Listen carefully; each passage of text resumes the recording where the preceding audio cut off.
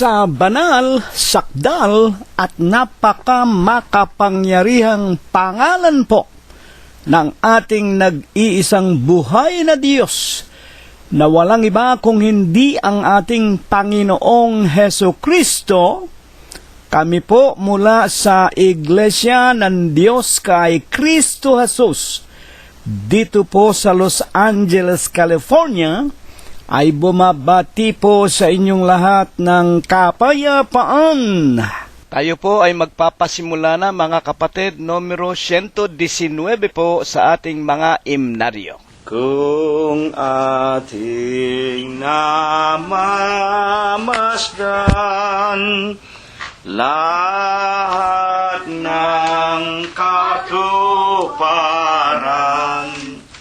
mga tandang hinuhulan,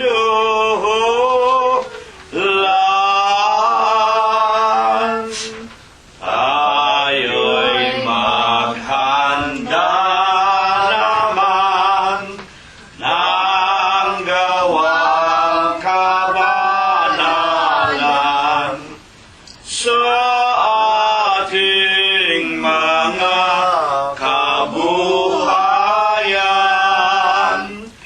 Darating na si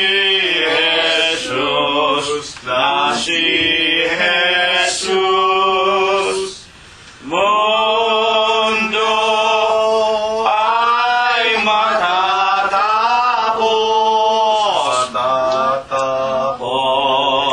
ang lahat niyang utos. Tuparin nating lubos nang tayo'y maligtas sa salot.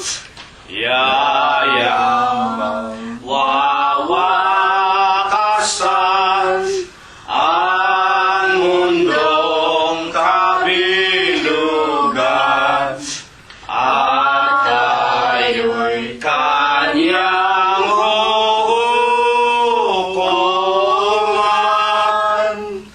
Tayo'y umasa naman, iligtas na tunay ni Kristo Jesus na marangal.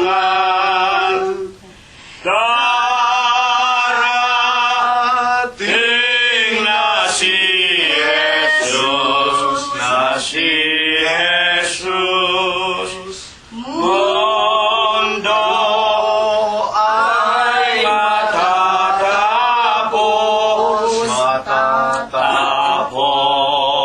ang lahat niyang utos. Tuparin nating lubos nang tayo'y maligtas sa salot. Doon sa bayang banal, wala nang kamatayan, wala nang hirap kalungkutan, wala nang hapis lumbay, wala nang panambitan, kundi pawang kaligayahan. Darating na si Jesus, mundo ay matatapos ang lahat niyang utos. Tuparin nating lubos nang tayo'y maligtas sa atin pong ipagpatuloy ng buong kasiglahan ang pag-aawitan natin at mga pagpupuri sa ating Panginoong Heso Kristo. Numero 72 po naman sa ating mga imnaryo. Iglesia ng Diyos kay Kristo Jesus, ang laang inubos ng Diyos, dahilan sa dugo ng Kordero, sa salay inubos niya tayo. Si Jesus ay laging tumatawag, aral niya ay ating itanyag. May lugod tayo'y magyakap-yakap, lumakad sa matuwid na landas. Sama-sama nating ibandila, aral niya'y isigaw sa madla. Ebanghelyo'y ating ilathala, hanapin ang tupang nawala. Kapatid, halina at sumunod, sundin natin ang aral ng Diyos. Sa ating buhay ang kanyang aras, lumakad sa matuwid na landas. Purihin at patuloy po nating luwalhatiin ang pangalan ng ating Panginoong Heso Kristo. Isang awit po na lang, numero 78 sa ating mga imnaryo. Panginoon, naming sumasalangin, ang bayan mo ngayon'y nagkatipon,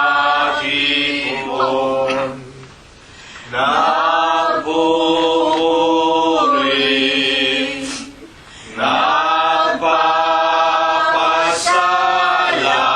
nagpapasalamat sa buhay na aming alalasan.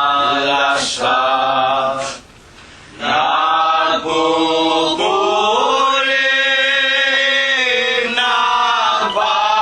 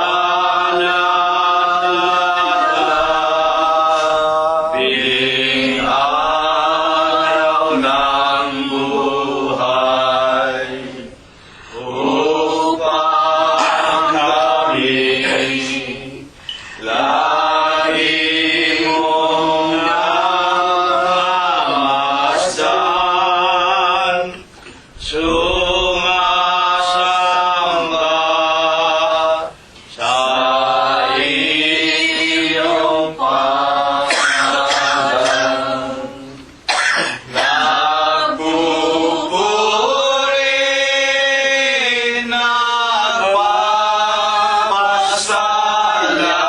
nagpapasalamat sa Diyos na nagliligtas. Pinupuri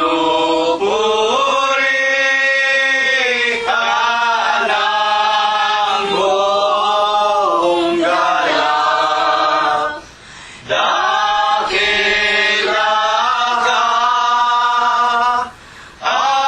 Amang liyag.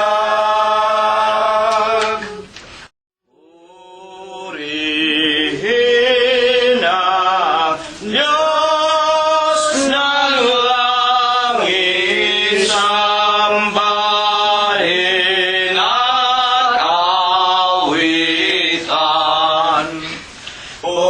Puso'y buksan at ihain, purihin Diyos, purihin.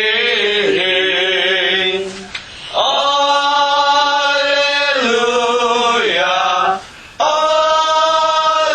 Alleluia, lapit sa hari natin.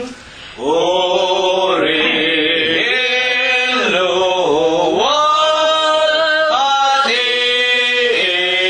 biyaya,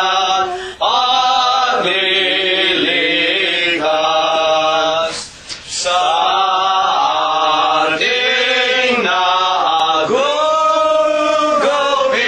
nagugupiling sa sanay hahamuin.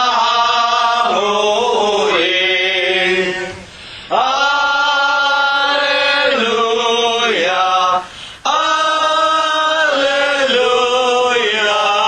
Gloria Patri Dei.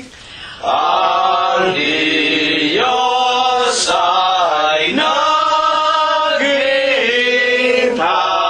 siya ay nauuhaw.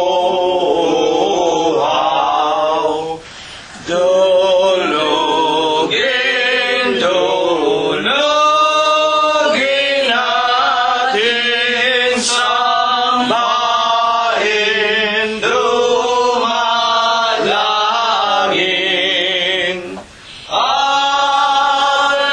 Alleluia, Alleluia, Diyos na maawain.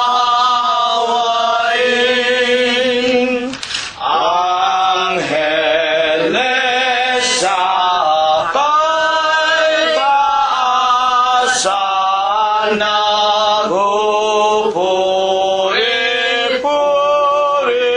nagpupuri-purihin. Halina mga kapatid sa templo ng amang Diyos. Alleluia, Alleluia, Diyos purihin, purihin.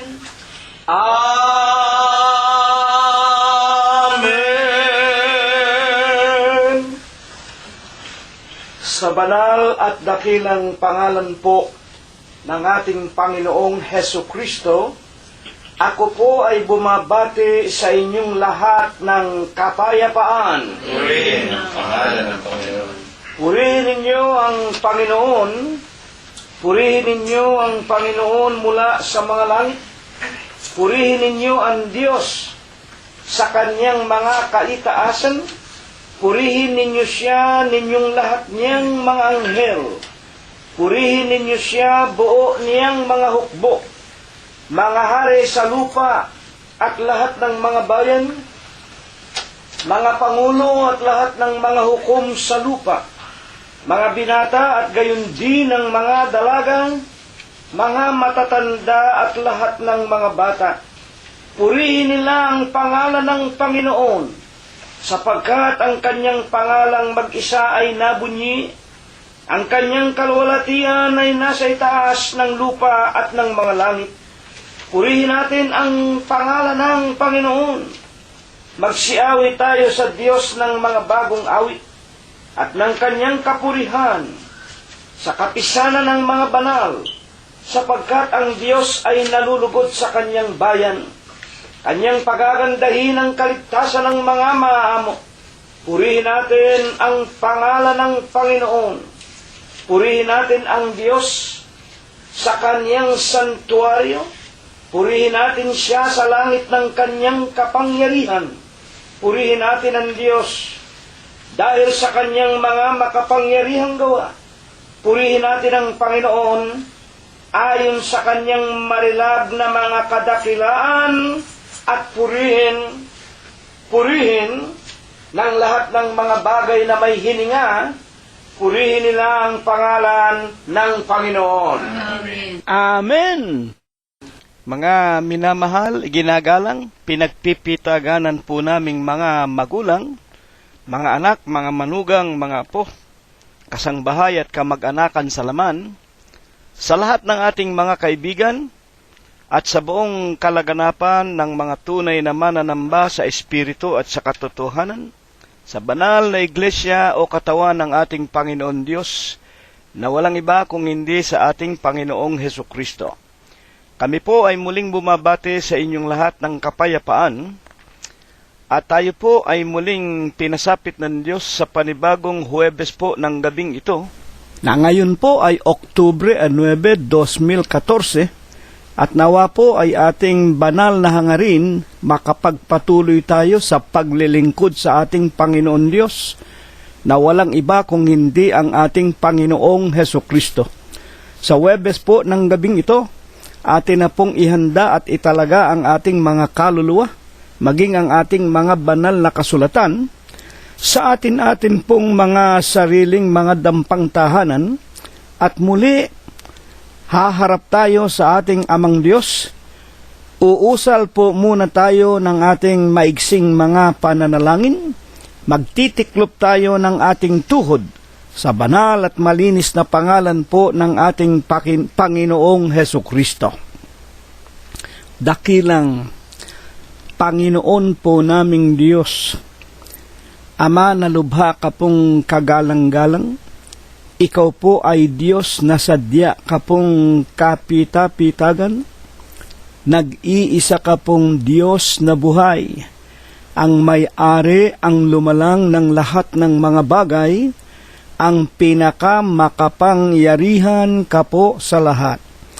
Ama na ikaw po ang pinaglingkuran at pinagtapatan ni Abraham, ni Isaac, ni Jacob at ng iyong mga banal na propeta sa bansa ng Israel, na ikaw rin po ang naawa at nahabag sa aming mga magulang. Pinagtapatan ka rin po nila at pinaglingkuran ng kanilang buong puso, buong pag-iisip, hanggang kani-kanilang mga kamatayan. Ama, sa banal at malinis na pangalan mo pong Kristo Jesus, masisilip mo po muli kami, una na nga po dito sa iyong dampang tahanan sa Los Angeles, California, at sa bawat sangbahayan ng aming mga minamahal na mga kaibigan na hindi po nagsasawa sa pakikinig ng iyong mga dalisay na aral. At gayon din naman ang lahat ng iyong mga tunay na mananamba sa Espiritu mo po't sa iyong katotohanan. Ang marami po'y naroon pa sa aming inang bayan sa Pilipinas at ang marami po'y nagsisipangalat din naman sa malalayong iba't ibang dako nitong magulo at napakamandarayang sanglibutan. Panginoon po naming Hesukristo, maraming salamat po sa iyo sa mga araw na patuloy mo pong ipinararanas sa buhay ng bawat isa sa amin. Salamat, Ama. Wala kang binabawian sa amin ng aming mga hiram na buhay. Patuloy mo pong kaming lahat pinakakain, dinaramtan, pinalalakas mo at pinagagaling ang aming pangangatawan. At higit at lalo sa lahat, ipinagpapasalamat po namin, lalo mong dinaragdagan ang aming pananampalataya, pinatitibay, itinuturo sa amin ang lalong matutuwid na daan na nais mo pong aming maisakabuhayan sa araw-araw. Ama, sinasamba ka po namin. Pinupuri ka namin, niluluwalhati namin ang kagalang-galang at malinis mong pangalang Kristo Jesus sa Espiritu mo po at sa iyong kagilagilalas na katotohanan.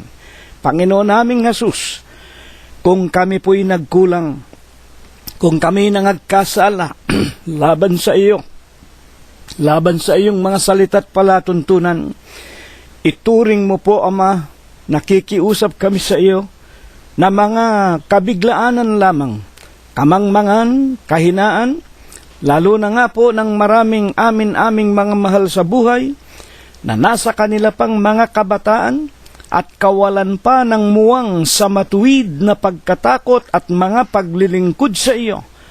Huwag mo sanang gawing dahilan upang hindi mo po kami turuan sa gabing ito.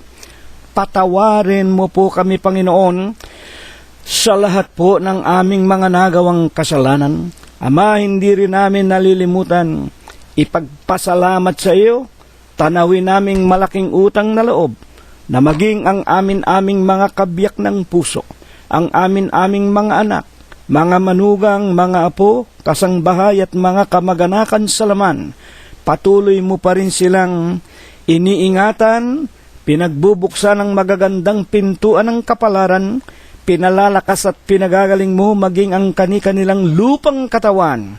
Ama naming Diyos, maraming salamat po sa iyo. Higit na nga sa mga anak na ipinagkaloob mo sa aming mga mag-aasawa sa iyong banal na iglesia, tulad po ng anak namin, mga mahal namin sa buhay ni kapatid na Rosita. Salamat po, hindi mo pa pinababayaan si Emmanuel, si Bobby, si Noel, si Ruth, si Joel, si Teofilo, si Rosemary, si Flor, si Irene, si Cheche at si Malu, maging si JC, si BJ, JR at John Matthew, Paul, Noren at Sarah, Micah, Laika, Joshua, Rebecca at Kay. Gayon din po si Expectacion, si Prospero, si Felicidad, si Dolor, si Eliezer at si Neftali, si Fe at si Lolita, ang kani-kanilang mga sariling mahal sa buhay, mga kabiyak, mga anak, mga manugang at mga apo at mga kasangbahay. Maraming salamat sa iyo, Panginoon. Hanggang ngayon silang lahat ay iyo pang pinapatnubayan, at ang marami rin sa kanila na nangingibang bansa't nangingibang bayan upang humanap ng kakainin sa araw-araw. Pakaingatan mo rin po sila't patnubayan sa araw-araw, katulad po ni Prospero Jr., ni Chuchay, ni Pinky at ni Philip, ni Enrico, ni Abner, ni David Valencia, ni Daniel Valencia, ni Shannon, Analira, Dayan Guanson, ni Lolita, ni Susan, ni Lenlen, ni Jingjing, ni Fe, ni Ador Aquino, ni Pido at ni Victoria Malangkes. Panginoon naming Diyos, higit na nga po si Rosemary at si Flor Bautista Gonzales, na bagaman sila'y malalayo sa amin, Sukat na aming laging ipaalaala at ibigay sa iyong makapangyarihang kamay ang kanilang mga kapalaran. Salamat sa iyo, Panginoon, naway patuloy mo rin po silang mga pakapatnubayan at dalangin namin maging mga kaibigan naming nakikinig ng iyong mga palatuntunan. Sila man po'y tawagin mo at tipunin sa iyong banal na kawan. Sa ikalawang pagparito mo po'y magkasama-sama kaming lahat, makapasok sa ipinangangako mo pong buhay na walang hanggan. Panginoon naming Hesus, ikaw po sanang muli ang tumindig. Magturo sa amin ng iyong mga banal na aralin na isinaayos mo't inihanda sa iyong banal na kaharian sa langit. Kasangkapanin mo po lamang ang bibig ng wala mong kakabukabuluhang alipin. Bigyan mo po ng bisa at kapangyarihan ang kanyang tinig, na kung ito po ay mapakinggan ng lahat ng kinauukulan, tumubo sa kaibuturan ng aming mga puso, magamit namin sa aming pang-araw-araw na buhay, makapaglingkod kami sa iyo ng buong puso, buong pag-iisip, hanggang aming mga kamatayan. Ama, hipuin mo po kami sa mga pagkakataong ito. Palakasin mo po sana at pagalingin ang maraming sa amin pinasasapitan mo ng iba't ibang karamdaman at ng iba't ibang mga pagsubok sa buhay.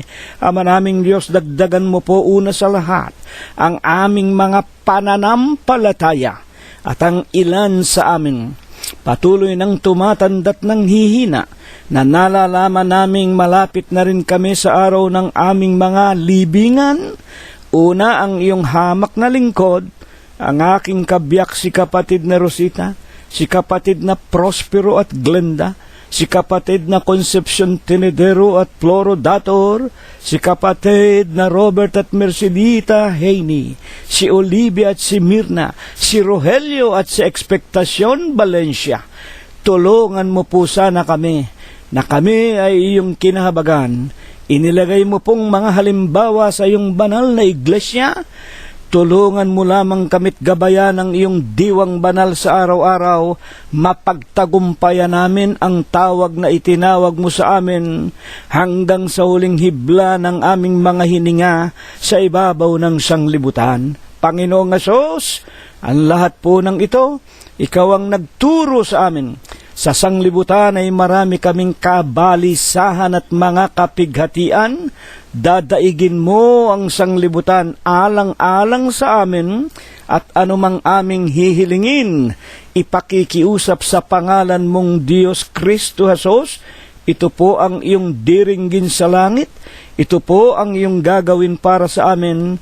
Sa pangalan mo pong Kristo Hesus, magmula po ngayon at magpakailanman. Amen. At ngayon po, mga minamahal po naming mga tagapakinig, tayo po ay magpapasimula na ng atin pong mga banal na aralin, na ito ang nais ng Panginoong Hesus na ating mapakinggan upang tayo'y tubuan ng pananampalataya. At kung wala pa naman tayong pananampalataya, kahabagan tayo na sa pamamagitan ng ating mga pakikinig, bigyan tayo ng kapayapaan, at habang lumalawig ang mga kapanahunan, kauhawa natin kagutuman para tumatag tayo at maitayo natin ang ating mga kaluluwa sa matibay na kinasasaligan, sa makatwid baga sa Panginoong Hesukristo na malaking bato na kinatatayuan ng ating kaluluwa. Buksan po natin ang Henesis sa kanyang kapitulo 19 at ang bersikulo ay 17. Ito pong paksa natin ay ipinasulat o napasulat sa mga banal na kasulatan.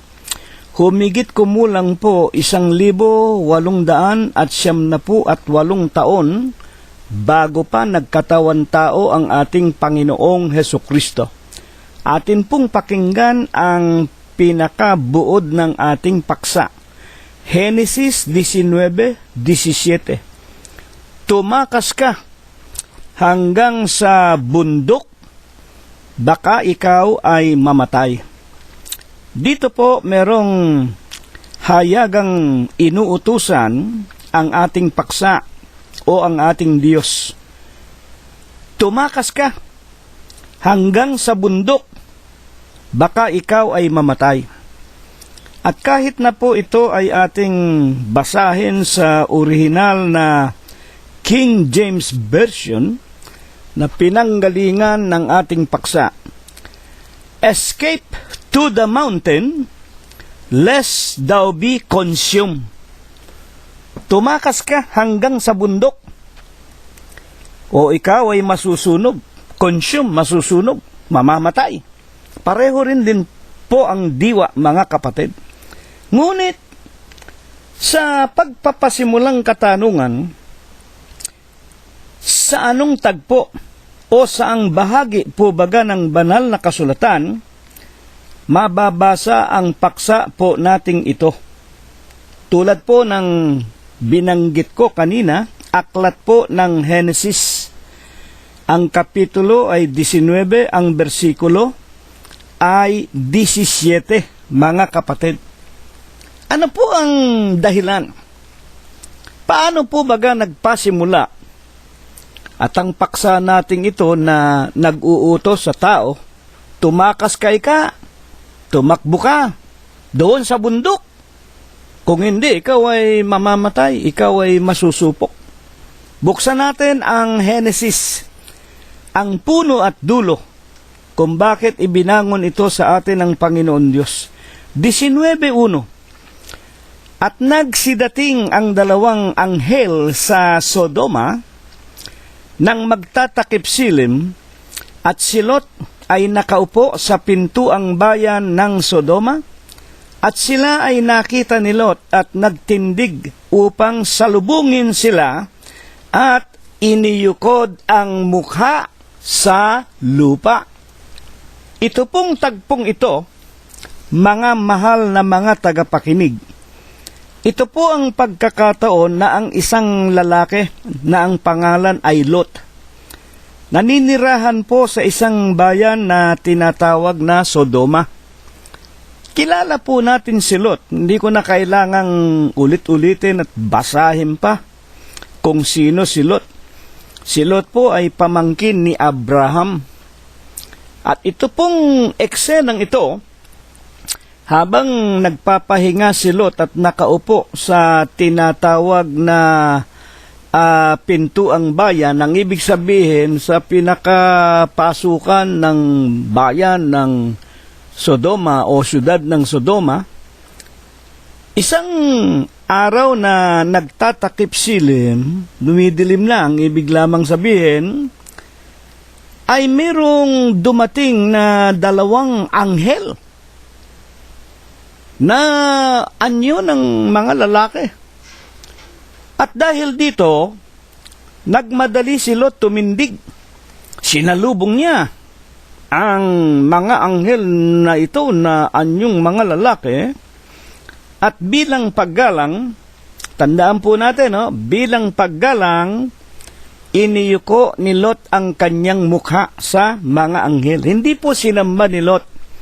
Iginalang niya at alam niya, meron siyang tinatawag na espiritu, nauunawaan niya kung sino yung kaharap niya, kung sino yung dumarating. Mga tagapakinig, iginalang niya. At alam niya ito ay mula sa tinatawag na Diyos sapagkat sila ay mga anghel. Bakit nga po baga? Pinasapit o isinugo ng Panginoon Diyos ang dalawang anghel kay Lot sa Sodoma. Ituloy po natin ang pagbabasa. Genesis sa 19:1 din po at sa 3. Kami ay sinugo ng Panginoon upang aming lipulin. Ang wika ng dalawang anghel kay Lot, kami isinugo. Sino nagsugo? Alam natin, ang Diyos, galing siya sa langit. Upang aming lipulin. At aming lilipulin, alin? Ang dakong ito. Dahil sa napakalakas ang kanilang sigaw sa harap ng Panginoon. Lot, isinugo kami ng Diyos. Lilipulin namin ang bayang ito. Malakas ang sigaw ng bayang ito sa harap ng Panginoon. Alin po baga naman yung napakalakas na sigaw sa harapan ika ng Panginoon ay umabot. Nakarating sa harap ng Diyos sa langit. Kaya kami sinugo. At meron kaming tinatawag na gagawin, ipinag-utos sa amin, lilipulin namin ang bayang ito, ang Sodoma. 16 o sa Genesis 19 at 16. Ano po ang sumunod na nangyari? At nilabas sila ni Lot sa pintuan. Ito po naman yung pagkakataon, hindi ko na po babasahin para wag tayong maubusan ng oras. Ang dalawang anghel na ito po ay inanyayahan ni Lot na doon muna sa loob ng kanyang bahay, magpahingalay, maghugas ng paa, kumain ng hapunan, hanggang sa sila'y makaparoon sa kanilang gawain na isasagawa sa kinabukasan. At habang gumagabi po sa loob ng bahay ni Lot, mga tagapakinig, itong mga taong bayan ay dinumog si Lot. Pilit nilang inuutusan si Lot na iharap sa kanila ang dalawang panauhin na mga magagandang lalaki, mga anghel Kaya ano po ang nangyari? Nilabas sila ni Lot, hinarap yung mga taong bayan sa pintuan at isinara ang pinto sa likuran niya at 19:7. At sinabi niya, ipinamamanhi ko sa inyo mga kapatid ko. Hindi po si Lot ay kapatid nitong mga taga-Sodoma. Yun ay tanda rin po ng paggalang sapagkat yun ang mga taong nakatira doon sa Sodoma na siya'y nakikipamayan lamang po doon. Kaya tinawag niyang brethren o mga kapatid bilang pagbibigay ng wika nga paggalang sa kanyang mga kapitbahay. Ngunit nangagagalit ang mga kapitbahay, mga kapwa-tao niya sa Sodoma. Ang wika ni Lot, ipinamamanhi ko sa inyo, mga kapatid ko, na huwag kayong gumawa ng ganyang kasamaan. Ano po ang ibig sabihin? Nang sabihin ng dalawang anghel kay Lot na parito kami sa iyo, sugo kami ng Diyos, lilipulin namin ang bayang ito sapagkat ang kanilang kasalanan ay umabot. Ang sigaw ng kanilang kasalanan ay umabot sa langit. Isinasamo ko sa inyo, mga kaibigan, mga kapatid, mga kababayan, huwag ninyong gawin ang ganyang kasamaan. Napakalaking kasamaan po ang binabalak ng mga taga-Sodoma laban sa mga anghel na magagandang lalaki sa paningin ng tao na isinugo kay Lot ng Diyos. Nais po ng mga taga-Sodoma na halayin, sa madaling salita, ang mga anghel ng Diyos. At kung atin pong pakananamnamin, ito po yung mga homosexual. Nais po ng mga taga-Sodoma na halayin ang mga anghel ng Diyos sapagkat sila po ay mga bakla, mga homosexual na tinatawag din naman na mga sodomites. Pag sinasabing sodomites, kaya nga po sa pangalang ng bayan ng Sodoma, yung kilala sa bansag na sodomy o sodomite o mga gawain na mga hindi karapat-dapat ng mga lalaki. Alin? Ang pagsiping sa kapwa lalaki, mga kapatid. At kung babae naman, ang pagsiping sa kapwa babae. Kaya tayo po ay nakikinig ng isang banal na katotohanan sa pagkakataong ito ng Huwebes. At yung ibig nilang gawin, It is a explicit and which is a sexual perversion that is contrary to the will of God. Taliwas sa itinakda ng Diyos, sapagkat sa pulpa ng lalangin ng Diyos si Eva at si Adam, nilalang si Adam na lalaki at si Eva na babae, sapagkat ang lalaki dapat sisiping lang sa babae at gayon din naman ang babae kailangan magpapahinuhod at ibibigay ang kanyang sarili sa isang lalaki. At hindi po doon sa tinatawag na lalaki sa lalaki o babae sa babae. Promiscuous yan. Ayaw po ng Diyos, that is sexual perversion. At sa 19:8, upang lubos na liwanagin sa atin ang napakasama na sigaw ng kasalanan ng mga taga Sodoma umabot sa langit. 19:8, ano ang sinabi ni Lot? Narito ngayon, may 2 akong anak na babae na hindi nakakakilala ng lalaki. Ipinamamanhi ko sa inyo, ang kausap ni Lot, yung kanyang mga kapwa taga Sodoma, na sila'y aking ilalabas sa inyo, gawin ninyo sa kanila ang magalingin ninyo sa inyong paningin. Huwag lamang ninyong gawin o huwag lamang ninyong gawan ng anuman ang mga lalaking ito, yamang sila'y nangasa silong ng aking bubungan o ng aking tahanan. Ang sabi ni Lot sa kanyang mga kapwa taga Sodoma, ilalabas ko sa inyo, ibibigay ko sa inyo ang aking 2 anak na babae. Hindi ito nakakilala ng lalaki. Ibinibigay ko sa inyo. Gawin ninyo ang inyong balang maisipan. Isipin ninyo yon. Yung anak niyang 2 babae na pinakamamahal niya, ibibigay niya. Gawa ninyo ng kahalayan. Huwag lamang ang aking bisita na nasa ilalim ng aking bubungan. 19:9. Ano ang iginante at sinabi ng mga taga Sodoma? At sinabi nila, umurong ka. At sinabi pa nila, ang taong ito, si Lot, na parito upang makipamayan. Ang Lot na ito, nakikipamayan lang sa atin at ibig niyang maging hukom at ibig niya na maghari sa atin. Ngayon nga, gagawan ka namin ng lalong masama kaysa kanila. Datapwat at kanilang ipinagtulakan ang lalaking si Lot at nagsilapit upang sirain ang pintuan. Ngunit namagitan ang 2 bisita ni Lot. Mga kapatid, iniligtas si Lot at ang kanyang sangbahayan. Paano? Binulag ang mga taga Sodoma at sila po kakapa-kapa na pumilit na makalabas ng kanyang sariling tahanan. Sa mga kapatid, mga kapatid, yan po ang napakalakas na sigaw ng kasalanan. Umabot sa langit. The strong shout of perverseness and promiscuous act. Sodomy. Ang ibig lamang ipakilala sa wikang Ingles, mga kapatid, ang napakasama na pagtaliwas sa tinatawag na bagay na ibig ng Diyos na sana'y gagawin. Lalaki sa babae, babae sa lalaki, hindi yung lalaki sa lalaki o babae sa babae.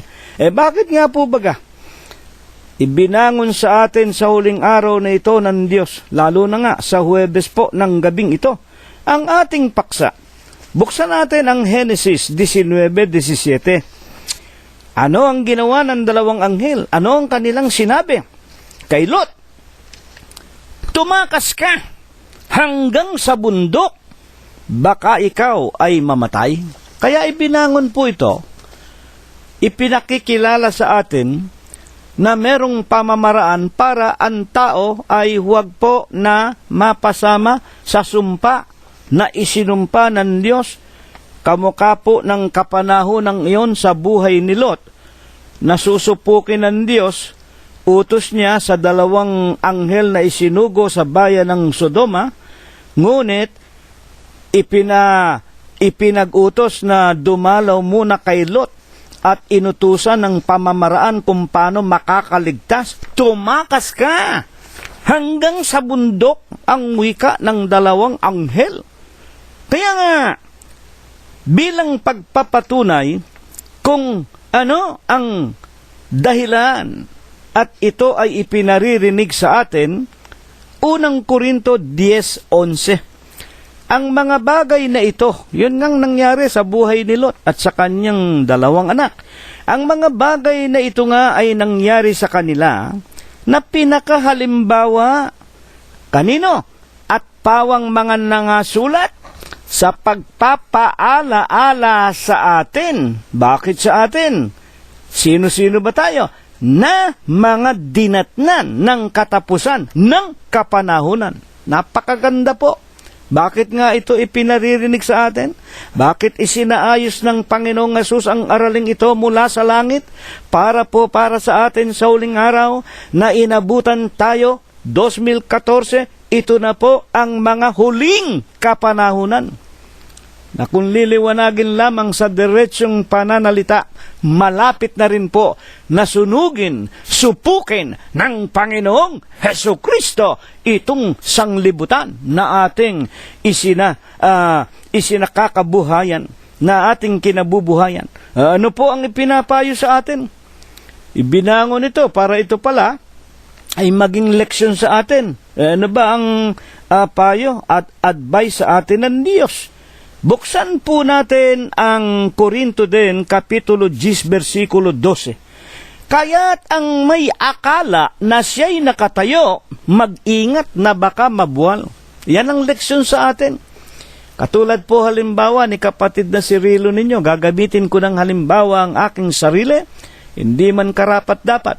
Kung ako po ay may pananampalataya sa Diyos, kung ako po ay may pananampalatayang iisa ang Diyos, ang Ama, ang Anak, at ang Espiritu Santo, na ang tatlong ito ay iisa, unang Juan Kapitulo 5, versikulo 7, there are three that bear records in heaven.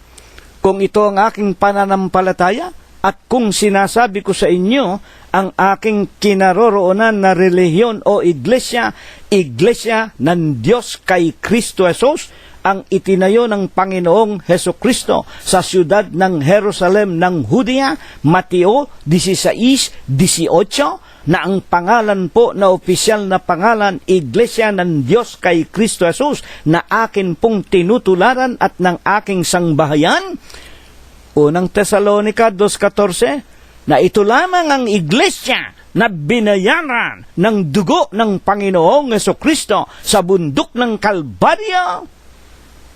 Aklat ng mga Gawa 20:28, the church he purchased with his own blood. Bagaman ako'y sumasampalataya sa lahat ng bagay na ito, meron pa ring itinuturo sa akin ang alin, ang paksa nating ito, mga kapatid, kung inaakala natin, kung inaakala ko, kung inaakala ng aking sangbahayan na kami nakatayo sa pananampalatayang ito, mag-iisip pa rin kami, baka kami ay mabuwal. Mag-iingat pa rin kami. Pag-aaralan namin ang aming mga lakad. Yan po. Kung ang sino may nag-iisip na siya'y nakatayo, matibay na matibay ika sa Diyos, kamukha yung sinasabi ng maraming nagsasabing born again. Born again, born again. Hallelujah, praise the Lord. Children of God. Mag-isip-isip kayo. Kayo ba'y nakatayo? Baka kayo mabuwal. Mga tagapakinig, unang-una na nga, sinasabi ninyong Kristiyano kayo. Mag-isip-isip kayo. Baka kayo hindi talagang totoong Kristiyano. Ano bang ibig sabihin ng Kristiyano? Alagad ni Kristo. Tagasunod ni Kristo. Kung tatanungin namin kayo, saan ba kayong iglesia naroroon? O Iglesia Apostolika Katolika Romana? Ang marami naman ay Sabadista, ang marami iglesia ng tao, ang iba naman ay iglesia ng diksyonaryo ng Biblia, ang iba naman, mga kapatid at mga magulang, iglesia ni ganun, iglesia ni ganyan, iglesia ng mga pangalan ng mga bansa, mga bayan. Mag-isip-isip kayo, baka kayo mabuwal. Mga kapatid, bakit? Ano ba ang dapat na makita sa isang Kristiyano? 12:26 ng San Juan. Kung sino man ay nag-iibig na maglingkod sa akin, sumunod sa akin, kung saan ako naroroon, doroon ang lingkod ko. San Juan 12:26. Mga kapatid, ang nagsasalita sino? Ang Panginoong Jesucristo. Ibig mong maging Kristiyano? Hanapin mo si Kristo. Kung saan naroon ang Kristo, kailangan doon ka, doroon. Nasaan ang Panginoong Jesucristo? Colosos 1:18, si Kristo ang ulo ng katawan. Ano ang katawan? Sa makatwid bagay ng iglesia. Ano ang iglesia? At saan ito itinayo ng Panginoong Jesucristo? San Mateo 16:18, itatayo ko ang aking iglesia. Saan? Doon sa Jerusalem ng Judea. Anyo 32, itinayo ng Panginoong Jesucristo. Hindi ng sinumang obispong tao. At kailanman hindi namatay ang Panginoong Jesucristo. Hanggang ngayon, siya ang presidente, siya ang pangulo, siya ang obispo, siya ang apostol, siya ang saserdote ng kanyang iglesia. Binayaran niya ng kanyang sariling dugo sa bundok ng Kalbaryo. Ano ang pangalan ng iglesia na natayo sa Jerusalem ng Judea? Unang Tesalonica 2:14, tinutularan ninyo ang mga iglesia ng Diyos na naroon sa Judea kay Kristo Jesus sa mga pinapapaging banal ng Diyos. Mga kapatid at mga magulang, unang Korinto 1:1 hanggang 2. Dito binabanal. Bakit dito binabanal? Colosos 1:14, siyang kinaroroonan ng kapatawaran ng katubusan ng ating mga kasalanan. Napakaliwanag po. Ang taong makapagsasabi na siya ay Kristiyano, kailangan kaanib saan? Sa iglesia na ng Diyos kay Kristo Jesus. Ang kinaroroonan ng ating Panginoong Jesucristo at kanyang pinamamahalaan hanggang sa huling araw na ito, 2014. Totoo ba yan? Mateo 28, 19 hanggang 20, naririto ako'y sa inyo palagi hanggang sa katapusan ng sanglibutan. Amen. Hanggang ngayon, 2014, ang Panginoong Jesucristo, ang aming pastor, ang aming obispo, ang aming tagapanguna.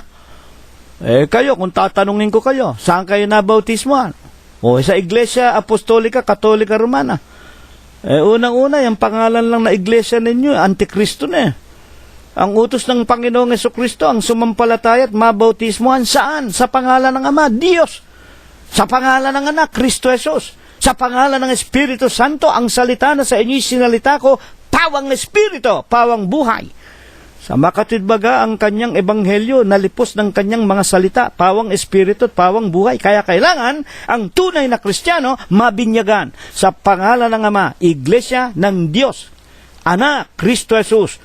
Sa pamamatnubay o sa pakikinig ng tinatawag na salita o ng ebanghelyo ng ating Panginoong Jesucristo. Napakaganda po. Kaya nga ito tinuturo sa atin para tayo mag-isip. Baka hindi natin nalalaman, matagal na pala tayong bual. Buwal pala tayo, matagal na pala tayong wika nga, nasa ilalim ng sumpa. Kasi ang mga kapanatikuhan natin, yan ang ipinamana ng tatay at nanay namin Diyan kami nabuhal, diyan kami babangon. Bahala kayo sa kaluluwa ninyo yan. Kami ba ang tatakutin ninyo? Kami kinakasangkapan lang para tulad sa mga anghel na isinugo, maibalita namin sa inyo, malapit nang gunawin ang sanglibutan. Tumakas na kayo sa mga bundok. Katulad ng sinabi ng dalawang anghel na isinugo ng Diyos kay Lot. Sa atin po, mga kapatid at mga magulang, sa mga pagpapatunay pa sa ating kapanahunan ngayon, 2014, ano nga ang ating nakikita? Ano ang ating nararanasan sa buong sanglibutan? Ito nga ba panahon na 2014 na tayo po ay mag-isip na tayo po ay mag-ingat, pag-aralan na natin ang ating mga kinaroroonan, baka tayo matagal nang nakabuwal, ayaw lamang nating tanggapin. Ano ba ang kasalukuyang nangyayari sa huling araw na ito? Nahayag at kitang-kita't nararanasan ng lahat ng mga tao sa buong mundo. Katulad po sa Genesis 19:13. Mga kapatid, napakalakas ang sigaw ng kasalanan ng mga taga-Sodoma Yun sa ibinalita kay Lot ng dalawang anghel. Buksan natin ang Romanos 1:25. Sapagkat pinalitan nila, ito po yung nangyayari sa ngayon, ho. Huwag tayong maging ipokrito at huwag nating patigasin ang ating puso. Dito po walang personalan. Hindi po kami galit sa mga tao. Galit kami doon sa mga tinanggap ninyong mga aral. Galit kami doon sa mga pinuno ng kadiliman. Efeso 6:12. Ang ating kalaban, hindi tao. Hindi po kayo ang aming kalaban na mga miyembro ng Katolisismo, mga Sabadista, mga Espiritista, mga kung ano-anong relihiyon. Galit kami doon sa pinuno, leader, pinanggalingan ng mga masasamang mga aral, mga utos ng mga tao at ng mga demonyo na inyong pinananaligan. Bakit? Romanos 1:25, kasalukuyang nangyayari. Sapagkat pinalitan nila ang katotohanan ng Diyos ng kasinungalingan. Paano pinalitan ng kasinungalingan ng katotohanan ng Diyos? Nagsisamba at naglingkod sa nilalang kaysa lumalang na siyang pinupuri magpakai kailanman, siya nawa. Ano po ang nangyari? Ano nakikita natin? Bakit itong araling ito, mga kapatid, ay sa huling araw ipinaliliwanag sa atin ang buong sanglibutan? Malakas ang sigaw ng kasalanan. Umaabot na po sa Diyos sa langit. 2014, galit na galit ang Diyos sa langit. Bakit? Pinalitan nila ang Diyos ng kasinungalingan. Ano ba ang tinatawag na ipinalit? Naglingkod sila sa lumalang. Alin ba ang mga nilalang? Di yung mga inukit ng kamay ng tao, yung mga ginto at mga pilak na ginawa ng tao. Mga kapatid, inanyuan sa larawan ni Birhen Maria, larawan ni Jesus, kung ano-anong mga larawan. Mga eskayola, mga punong kahoy, mga tabla, mga kung ano, pati mga anino. Pinaglilingkuran ninyo. Salit-saling mga sabi, mga utos aral ng mga demonyo. Unang Timoteo, Kapitulo 4, versikulo 1 hanggang 3. Mga kapatid, kaya nga, dahil dito, 1:26 ng Romanos din, ibinigay sila ng Diyos sa mga mahahalay na pita, ayan na. Sapagkat pinalitan nila ang kanilang mga babae, sapagkat pinalitan ng kanilang mga babae, eto na, ang katutubong kagamitan niyong nalalaban sa katutubo. Dahil dito, saan? Sa pagsamba nila sa mga larawang ginawa nila. Ipinahintulot sila ng Diyos. Ibinigay sila ng Diyos. Nagawa nila ng kahalayan ng kanilang mga sarili. Ito na nga. Yung mga babae raw, pagkatapos na mga magulang at mga kapatid, pagsawaan ang gamit ng mga lalaki, gumamit na ng mga hindi katutubong kagamitan na nalalaban sa katutubo. Huwag naman kayong magagalit sa akin. Mga kapatid, una na nga po yung tinatawag na contraceptive. Yung mga pamparegla daw. Yung mga pampatay ng mga wika nga, ng mga fetus. Sapagkat ang mga babae, una na nga sa lahat, huwag namang magagalit, ito po'y likas sa mga tao, lalo na sa kababaihan, at gayon din sa kalalakihan, tayo mga tao, mga kapatid, talagang lalo na kung kabataan pa, napakahilig sa sex, sa mga kamunduhan. Kaya nga para, huwag mabuntis, pinapalitan nila, umiinom sila ng mga contraceptive, merong naglalagay ng IUD, merong umiinom ng mga tinitinda dyan sa paligid ng Quiapo, yung mga katasika ng mga halamang mapapait. O hindi ba? Sabihin ninyong ako'y nagsisinungaling. Kaya dahil dyan sa mga hindi katutubong ginagamit ng kababaihan, karamihan dyan may mga asawa na nakikipagtalik pa sa ibang may asawa rin o sa walang asawa para masunod yung kanilang kamunduhan. Binigay sila ng Diyos ang talagang dahilan, paglilingkod nila sa mga larawan, sa mga ginawa ng kamay ng tao, sa mga birhen, sa mga taong mga estatwa ng mga taong matagal ng mga patay, mga kapatid at mga magulang. At 1:27, sa mga lalaki naman, at gayon din naman ang mga lalaki na nang iwanan na nila ang katutubong kagamitan sa mga babae, nangagninga sa kanilang karumihan, nampita ang isa't isa, na gumagawa ng kahalayan ang mga lalaki sa mga kapwa lalaki. at tumatanggap sa kanilang sarili ng kagantihan sa kanilang mga pagkakamali. 1:28. At palibhasa ay hindi nila minagaling na kilalanin ang Diyos.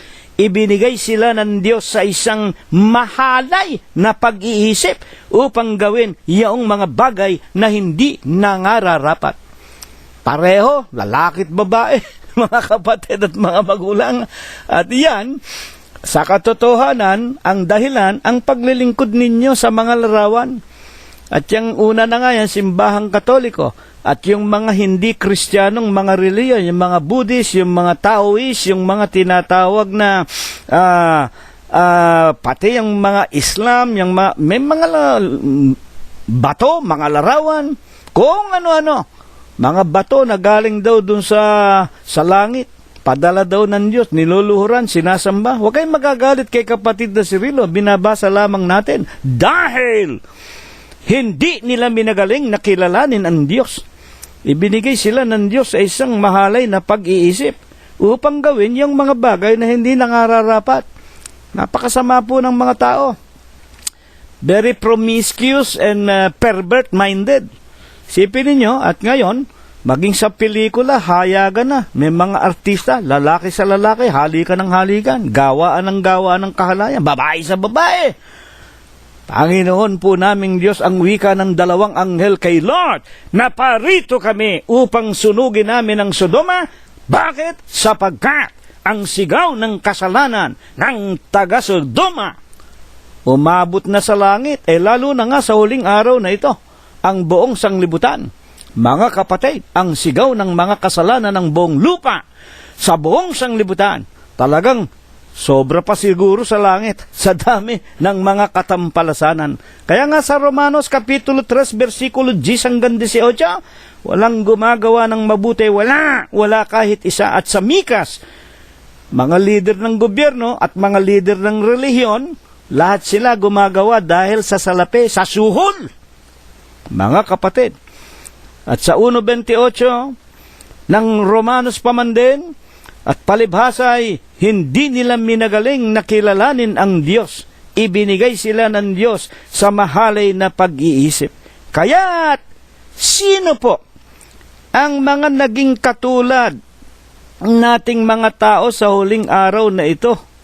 Mga kapatid, alam natin, wala ring iniwan. Wala rin tayong iniwan sa mga Sodomites, mga Sodoma. At doon nga po, naparamay ang Gomora. Sodoma and Gomora, dalawang bayan yan na magkalapit. Mga tagapakinig namin, tunay bang tayo ang nakatulad ng mga taga-Sodoma at ito ba'y nagbabadya na malapit na ngang sunugin din ang buong sanglibutan? Romanos 1:18, sapagkat ang puot ng Diyos ay nahahayag mula sa langit laban sa lahat na kasamaan at kalikuan ng mga tao, na mga sinasawata ang katotohanan ng kalikuan. Nangapuspos sila ng buong kalikuan ng kasamaan. Walang gumagawa ng mabuti, wala kahit isa. Ng kasamaan, ng kasakiman. Ayan, puro sakim sa mahahalay na pakinabang. Mapa presidente hanggang barangay tanod sa Pilipinas, puro korap dahil sa wika nga pork barrel, dahil sa mga pakinabang sa salapi. Mga kapatid, nangapuspos sila ng buong kalikuan, ng kasamaan, ng kasakiman, ng kahalayan, puspos ng kapanaghilian, ng pagpatay. Kaya katakot-takot ang patayan araw-araw ng pagpatay sa kapwa-tao, ng pagtatalo-talo, ng pagdaraya, ng mga kasamaan at mga mapag-upasala. 1:30, Romanos, mga mapanirang puri, napupuot sa Diyos, manglalait, palalo, mapagmapuri, mayayabang. Sipin mo yung mga tonggregista at senatong natin nakakulong na plunder. Bay, nangangampanya pa, kakandidato raw sa pagka-presidente sa 2016. Talaga mga demonyo, mga kapatid, walang takot sa Diyos. Mga mangangathanang mga kasamaan, mga masuwayin sa mga magulang, mga haling, mga hindi tapat sa tipanan, walang katutubong paggiliw, walang habag. 1:32, na bagaman nalalaman nila ang kautusan ng Diyos na ang nagsisigawa ng gayong mga bagay, ay mga karapat dapat sa kamatayan, hindi lamang gayon ang ginagawa, kundi naman pinapayagan ang mga nagsisigawa ng mga iyon. Ayan. Ayan po sa lahat ng dako. Sa gobyerno man o sa relihiyon, yung mga leader na sila ang gumagawa ng mga batas, na sila ang naglalagda ng kahatulan, sila mismo sumusuway. At maging sa mga relihiyon, mga papa sa Roma, mga obispo, mga kardinal, sila mga pedophiles.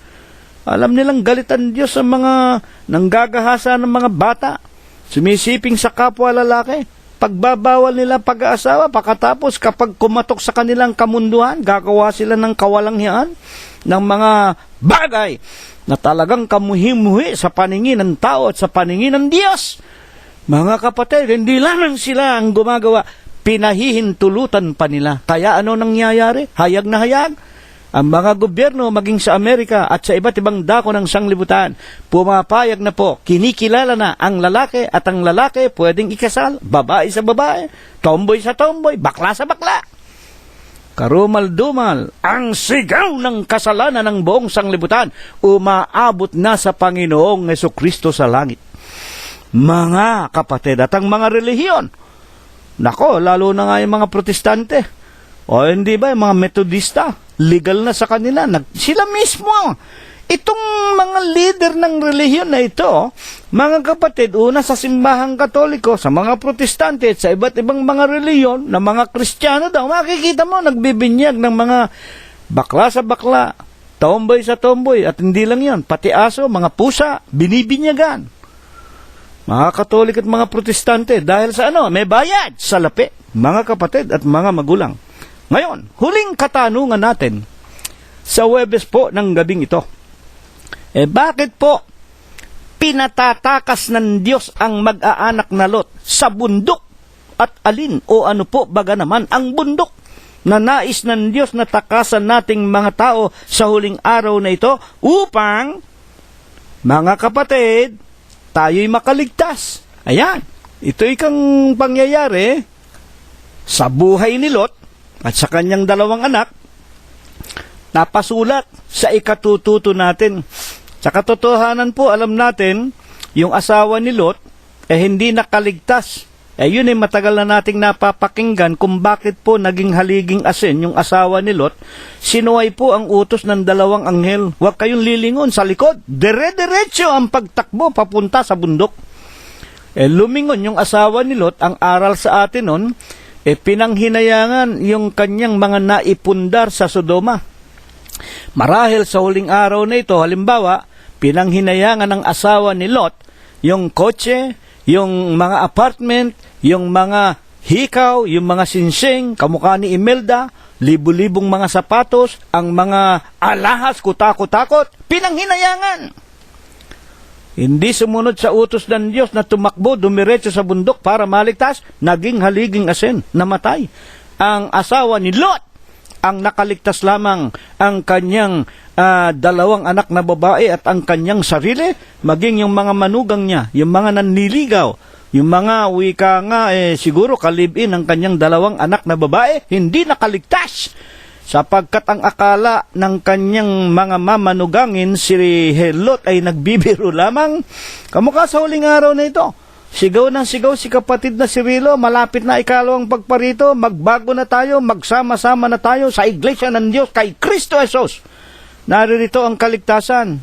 Siguro nagbibiro si kapatid na si Rilo, siguro lasing, siguro niloloko tayo niyan. Bahala kayo sa buhay ninyo. Katulad kayo ng mga mamanugangin ni Lot, nangamatay, nasunog sa apoy at asupre, nasumpa ng Diyos. Ngayon, alin po naman ang kahalintulad noong bundok na doon nagkaroon ng kaligtasan si Lot at ang kanyang dalawang anak?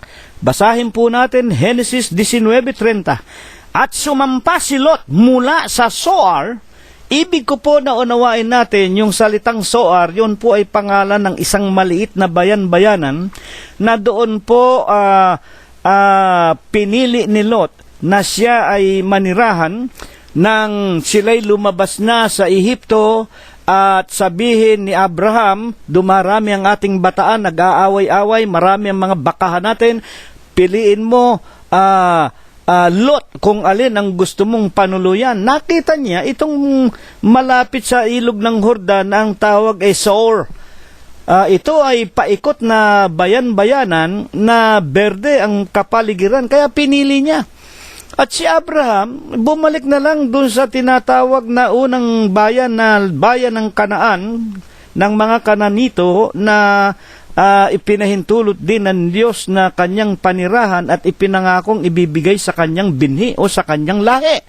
Dadapot hindi na nalaman ni Lot, yung Zoar na yon, na kalapit ng Sodoma at Gomora, at doon nga po yung kanyang wika nga panuluyan, yung kanyang lote, na-extend niya, napalawak niya hanggang doon sa tinatawag na kapatagan at lupain ng Sodoma at Gomora, at nahawa silang mag-aanak doon sa kasalanan ng mga taga Sodoma. Mga kapatid, ngunit magmula sa Zoar, sumampa si Lot, mga kapatid at mga magulang, at tumira sa bundok. At ang kanyang 2 anak na babae na kasama niya, sapagkat siya'y natakot na tumira sa Zoar, at siya'y tumira sa isang yungib, siya at ang kanyang 2 anak, na kung liliwanagin, tumira sila sa isa sa mga bundok na nasa Zoar sa palibot. Si Lot at ang 2 anak, nakapagtamo sila ng kaligtasan at ng kapayapaan. Ngayon, sa huling araw na ito, ang sigaw ng kasalanan ng buong sanglibutan abot na sa Diyos sa langit. At talagang malapit na po ang araw ng paghuhukom. Mga kapatid at mga magulang, maging ang pasyon na ipinasulat na isinulat ng mga paring Katoliko, magmumula nga sa langit, ulan apoy na masakit, susunog at magpapasakit sa mga taong bulisik. Amen. Napakaganda ikang kantahin. Ba't hindi ninyo tulain o basahin ng diretso? Ano ang mangyayari sa ikalawang pagparito? Magmumula nga sa langit, ulan, apoy na masakit, susunog at magpapasakit sa mga taong bulisik. Sa ikalawang pagparito yan, susunugin ang sanglibutan katulad ng Sodom at Gomora. Mga kapatid at mga magulang, alin lamang ang makapagliligtas sa atin sa ikalawang pagparito, na siyang ikinaligtas ng lalaking si Lot at ng kanyang 2 anak, ang pagpunta doon sa bundok. Sa bundok nakasumpong sila ng kapayapaan. Alin yung bundok sa huling araw na ito? Isaias 2:2. At mangyayari sa mga huling araw na ang bundok ng bahay ng Panginoon matatatag sa taluktok ng mga bundok at magiging mataas na mga burol, at ang lahat ng bansay magsisiparon doon, at 2-3, at maraming bayan ay magsisiyaon at magsasabi, halina kayo, tayo'y magsiahon sa bundok ng Panginoon, sa bahay ng Diyos ni Jacob, at tuturuan niya tayo ng kanyang mga daan, at tayo'y magsisilakad sa kanyang mga landas. Bundok ng bahay ng Panginoon. Sa huling araw ay matatatag. Ang mga tao ay magsisiparoon. Silang lahat ay magsisipagsabi, halina kayo sa bundok ng bahay ng Panginoon. Tuturuan niya tayo ng kanyang mga daan. Magkakaroon tayo ng kaligtasan. Saan? Sa bundok. Tumakbo tayo. Iligtas natin ang ating mga kaluluwa. Mga kapatid, sa huling araw na ito, mayroong bundok ng bahay ng Panginoon. Alin? Ayon sa Biblia, ayon sa Bagong Tipan, huling araw na ito, 2014, nasa Bagong Tipan tayo. kasalukuyan. Ayon sa bagong tipan, alin ang bundok na siyang bahay ng Diyos sa huling araw na magtuturo sa atin ng kanyang mga landas upang maligtas tayo at kailangan nating pasukin ang bahay na bundok ng Diyos. Unang Timoteo 3:15, ngunit kung ako'y magluwat ng mahabang panahon, ay upang maalaman mo kung paano dapat sa mga tao na ugaliin nila saan? Sa bahay ng Diyos. Alin yan? Na siyang iglesia ng Diyos. Sino ang Diyos dito? Na buhay. Anong naririto? Sa bahay ng Diyos na buhay? Na iglesia ng Diyos? Haligi. Suhay ng katotohanan. Ano ba ang opisyal na pangalan ng bahay ng Diyos na buhay? Unang Tesalonica 2:14, nagsisitulad kayo sa mga iglesia ng Diyos na nasa Judea kay Kristo Jesus, ang iglesyang itinayo sa Jerusalem anyo 32. Itinayo ng Diyos, hindi ng tao. Mga kapatid, bakit kailangan nasa iglesia tayo ng Diyos kay Kristo Jesus? San Juan 12:26, kung sino man ay ibig maglingkod sa akin, sumunod sa akin, at kung saan ako naroon, doon ang lingkod ko. Tunay ba? Kung nasa iglesia ng Diyos, naroon ang Panginoong Jesucristo. Colosos 1:18. Si Kristo ang ulo ng katawan. Na sa makatwid bagay sa iglesia. Anong pangalan ng iglesia? Iglesia po ng Diyos kay Kristo Jesus. Bakit sa iglesia ng Diyos kay Kristo Jesus? Ito ang kinaroroonan ng katubusan na siyang kapatawaran ng ating mga kasalanan. Colosos 1:14. At bukod po sa mga bagay na ito, bakit sa iglesia ng Diyos, na bahay ng Diyos, na kinaroroonan ni Kristo na ating Panginoon, kailangan tayo masumpungan sa ikalawang pagparito? Ito po ang bago, ang buhay na daan. Ang bago at buhay na daan na itinalaga sa atin. Basahin ninyo, Hebreo 10:19 hanggang 21. Nang pinuno rito ang ating dakilang saserdote, ang ating Panginoong Jesucristo, at hindi ang mga demonyong mga obispong mga tao na yan, mga papa sa Roma, kardinal, kung ano-ano. Pagkatapos ay makikita mo sila at ang kanilang pamilya, pinakamayayaman sa buong mundo, nag-aari ng kutakot-takot na mga kaharian at mga karangalan, kapurihan. Samantala, ang itinuturo kunyari, ang kinikilala, Kristiyano daw sila, alagad ni Kristo. Ang Panginoong Jesucristo, kalpintero lang. Mga kapatid, mga magulang, hanggang sa pumalangit ang Panginoong Jesus, iisa lang ang damit na isinuot at iisang tsinelas. Pero kayong mga salanggapang na mga leader ng mga relihiyon, may mga private army, may mga jet plane, ang lalaki ng lupain, may mga palasyo, ang mga anak ninyo. Nabubuhay na tulad sa mga prinsipe at mga hari. Mga kapatid, pinakamayayaman kayo. Samantala, ang mga tupa, pinahihirapan ninyo. Binibigyan ninyo ng mabibigat na pasan, ginagatasan ninyo. Mga matay nawa kayo, kasana ng inyong mga kayamanan.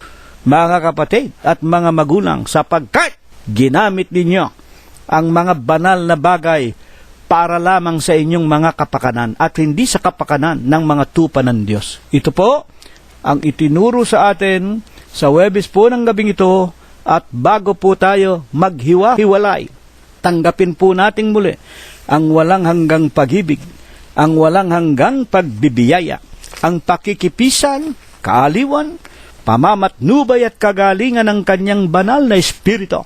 Ito nawa ang kanyang ipagkaloob sa ating lahat, magmula ngayon, magpakailanman. Amen.